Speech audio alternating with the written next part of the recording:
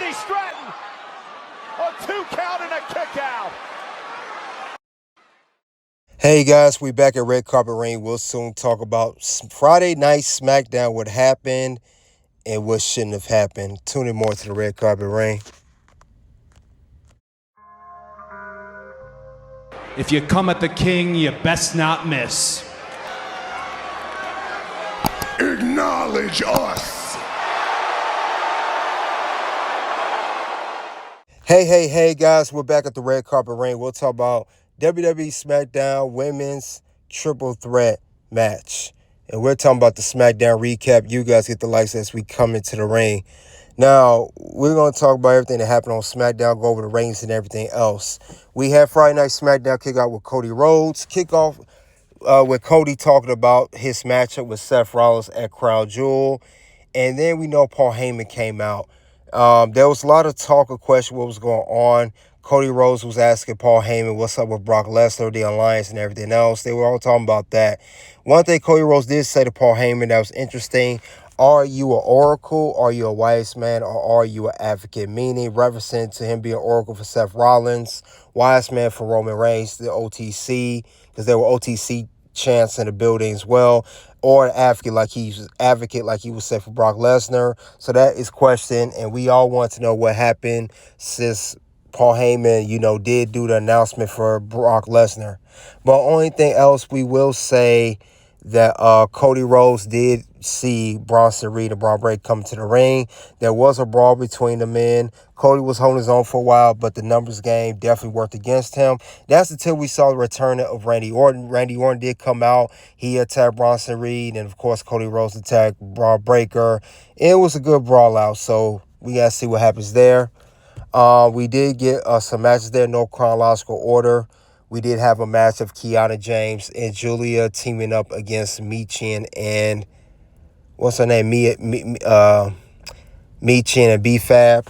Now, even though Michin and B-Fab did the best they could to work the tag team, they was not enough for the wittiness and slickness of Michin, of Giulia, and also the women, her representation of Kiana James. Kiana James and Giulia did defeat both of them in a tag team matchup.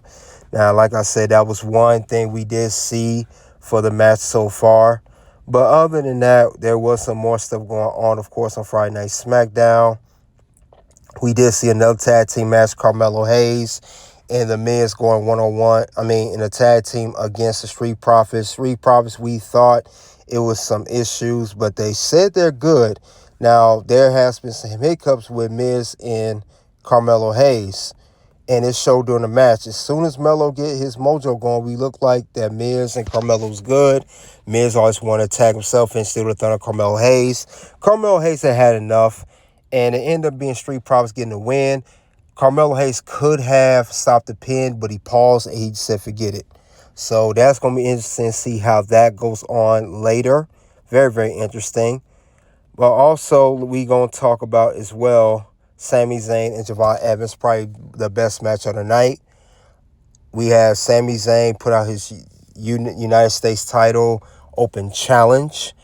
And to our surprise, it was Javon Evans coming out from NXT. These guys put out a great match. Javon Evans definitely has a bright future, and I could definitely see him coming on the main roster within a year span. So keep an eye out for that. Sami Zayn did retain the United States Championship by defeating Javon Evans with the Haluva kick and the Blue Thunder Bomb. But it was great, though. I love the chemistry. Javon, he has it. He has it. Keep an eye out on him. Now, we did see Drew McIntyre come out with a cast on his leg. He talked about how he could have won the match. He would be the WWE champion right now, but the refs was working with Cody. He said that he could have kicked Cody Rhodes into that announce table with a Claymore, but the refs stopped him. So he's saying it's a conspiracy. And then we get a return of Jacob Fatu. Fatu, he was returning. We've been wondering what's going on with Jacob Fatu. Jacob Fatu told Drew McIntyre, shut your ass up, stop whining, stop complaining, start taking accountability. And Drew McIntyre would headbutt Jacob Fatu. Jacob Fatu super kick Drew McIntyre, and that was it. So we're going to seem like we're going to get a new feud going with Jacob Fatu and Drew McIntyre. Now, we did see some vignettes backstage of Charlotte Flair and Alexa Bliss. They was approached by Saruka. They want to be the number one contenders for the tag team belt, saying it's their time for the tag team titles. And Alexa said, no, you guys got to earn it. You step up. If you're ready, you will face Charlotte Flair and Alexa. Alexa said that her and Charlotte not always on the same page. Like Saruka's not always on the same page, but they get it together when it counts the most in the Women's Tag Team Championship match. So they have said that. We also saw Jacob Fatu. Jacob Fatu, he came out as well. I mean, not Jacob Fatu, excuse me. Solo Sikoa came out with the whole My Family Tree. Last week, he was talking about how he, about Tongaloa. This week, he was about JC Mateo.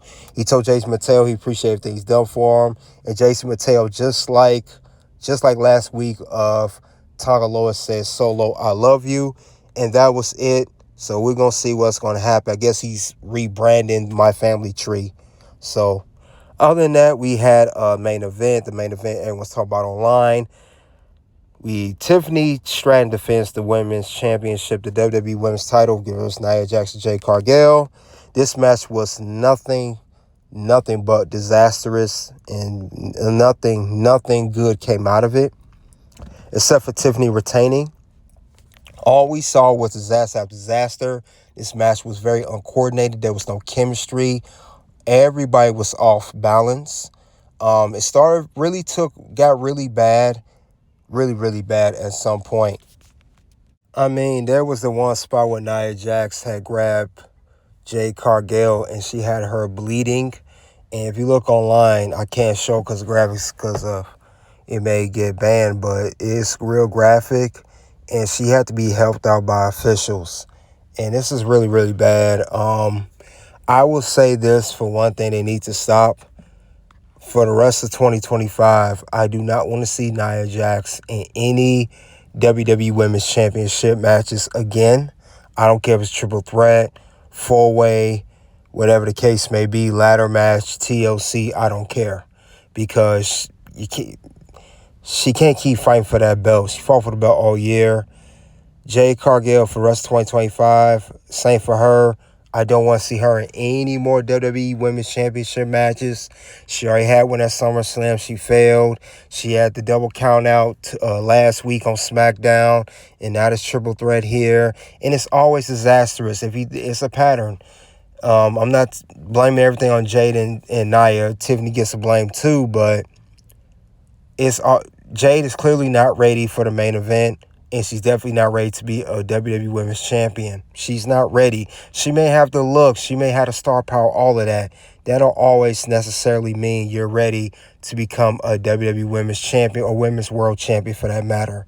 And Tiffany Stratton should know better as well as champion. This was poor. Now, with that whole spot where she dropkicked Jade, that time was off and Jade was already bleeding. You know, she already was busted up. She couldn't pull the refs up. She could pull the ref leg to stop the count. Nia didn't kick out, and they all failed. Now, Jade gets the less blame because she's most inexperienced, but in this case, it's definitely Nia, Tiffany, and a little bit of referee too, you know. But at least she did the best she could. Not even so much the ref, but Nia and Tiffany get majority of the blame. But this is unacceptable. We're going to go to the top moments right now. So let's go on with the key moments that happened. This is the first SmackDown after WrestlePalooza. Hopefully that is long forgotten about. We're starting Crown Jewel now, but let's see what happened. Like I just said before, we had a disastrous, probably the worst main event I've ever seen of any Women's Championship match. And not to knock on the women, but maybe women should main event SmackDown for a while because it ends like this, or get the different people in the main event because this was clearly a botch. Nasty botch. You could tell Tiffany was looking upset. She know Nia didn't kick out she's supposed to. And she drop kicked Jade too late. It's just a whole botch. They should know. Tiffany a champion and Nia's a veteran. They should know better than that. But other than that, even though that match ended very ugly to say the least, Tiffany Stratton is still the WWE Women's Champion. At least that's the only thing that made sense with her retaining. Jade wasn't ready to become champion, and nobody wants to see Nia Jax as champion again. With that being said, we will now see it is official. Tiffany Stratton will face Stephanie Walker at Crown Jewel for the Crown Jewel Championship. WWE Women's Champion Tiffany Stratton versus WWE Women's World Champion Stephanie Walker. Who wins at Crown Jewel for the championship? This will be the second time they do this year. Then we have the return of Randy Orton. Randy Orton, cannot trust this man. He's the Viper for a reason. This is like the third, fourth time of a clue we see him stare at the WWE Championship. If you think he's still friends with Cody, you bugging, because he's not. He's out for one thing, and that's gold. His 15th championship run. And we also saw a return tonight of Jacob Fatu. You know, he starting a feud with Drew McIntyre. Hopefully that builds both men back up, because they both are down as far as I know. But one another good that I did like on SmackDown, I love this Aleister Black Damian Priest feud. Damian Priest turned 43 yesterday. Happy birthday to him. But he did get a mass kick from Aleister Black.